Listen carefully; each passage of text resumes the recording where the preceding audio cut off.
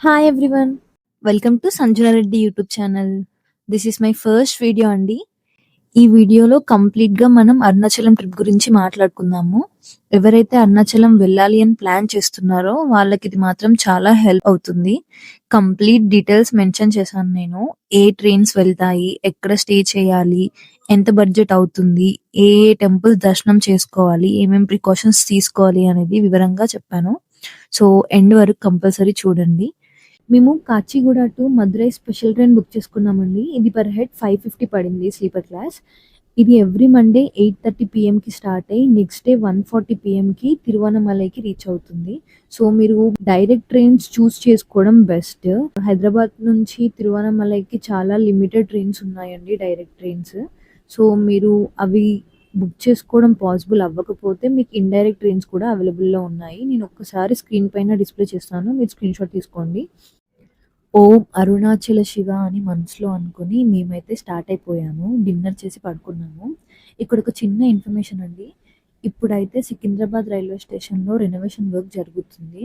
So, Secunderabad నుంచి వెళ్ళాల్సిన trains అన్నీ క్యాన్సిల్ అయిపోయాయి. అండ్ అరుణాచలంలో కూడా నెక్స్ట్ వీక్‌కి అన్ని ట్రైన్స్ క్యాన్సిల్ అయిపోయాయి.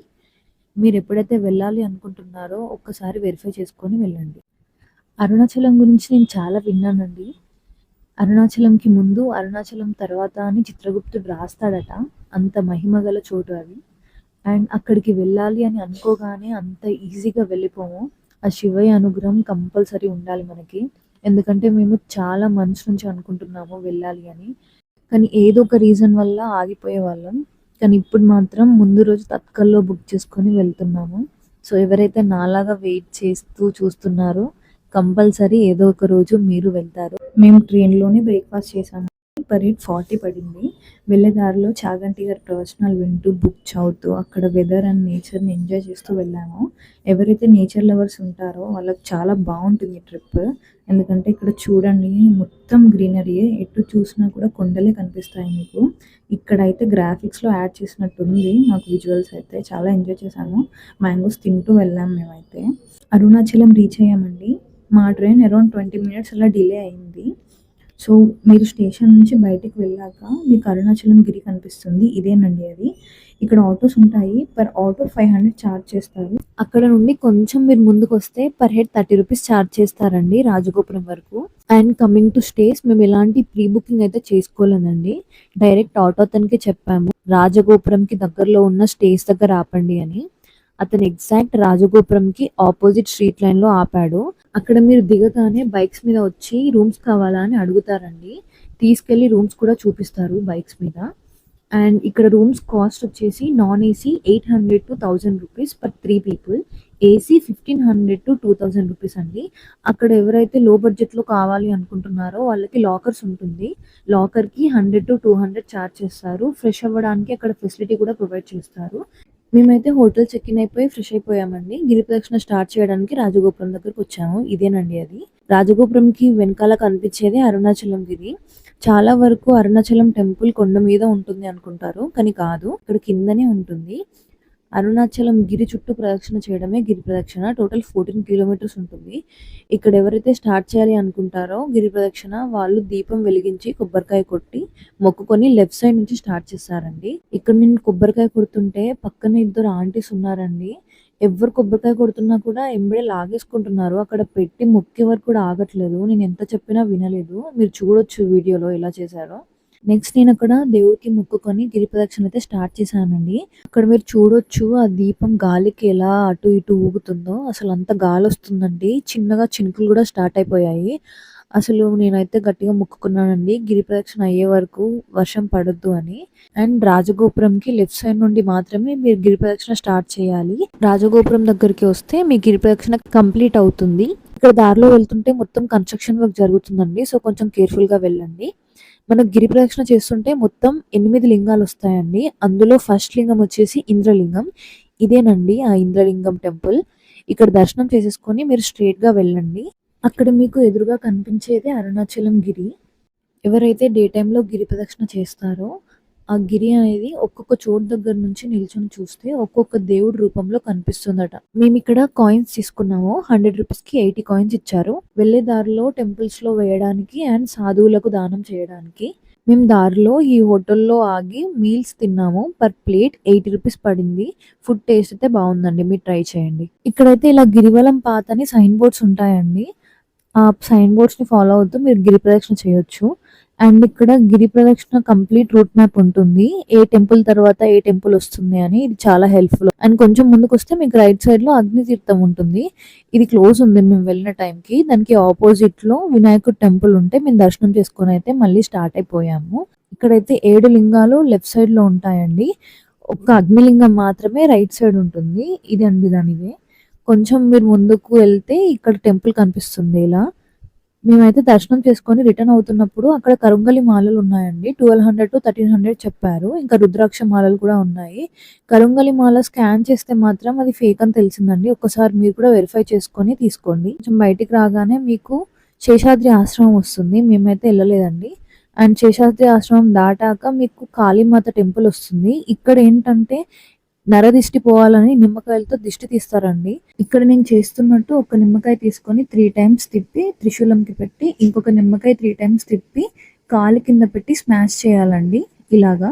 సో మేమైతే దర్శనం చేసుకొని మళ్ళీ కొబ్బరి బొండం తాగి స్టార్ట్ అయిపోయాము. నెక్స్ట్ అయితే శ్రీ అరుముగం స్వామి టెంపుల్ వస్తుందండి లెఫ్ట్ సైడ్ లో. మేమైతే దర్శనం చేసుకున్నామండి లోపలికెళ్ళి. చాలా మందికి తెలీదండి గిరి ప్రదక్షిణ తిని చేయాలా, తినకుండా చేయాలా అని. మీ ఇష్టం అండి. ఎలాంటి నియమాలు లేవు. అరుణాచలం గిరి ప్రదక్షిణ తిని చేయొచ్చు, తినకుండా కూడా చేయొచ్చు. అది మీ ఇష్టం. మీరు ఇక్కడ చూస్తే దారిలో వెళ్తుంటే చాలా షాప్స్ ఉంటాయి. మీకు ఆకలేస్తే తినడానికైనా లేదా జ్యూసెస్ అలా తాగడానికైనా చూడండి ఫ్రూట్ షాప్స్, టిఫిన్ షాప్స్ అన్నీ ఉంటాయి. ఇక్కడ హెల్ప్ లైన్ డెస్క్స్ కూడా ఉంటాయి. సో ఇది పోలీస్ వాళ్ళు మానిటర్ చేస్తూ ఉంటారండి ఎప్పటికప్పుడు. సో పెట్రోలింగ్ అలా అవుతుంది. సో సేఫ్ గా వెళ్ళొచ్చు. అండ్ పెయిడ్ టాయిలెట్స్ కూడా ఉంటాయి. ఇక్కడ నుంచి కొంచెం ముందుకెళ్తే యమలింగం వస్తుందండి.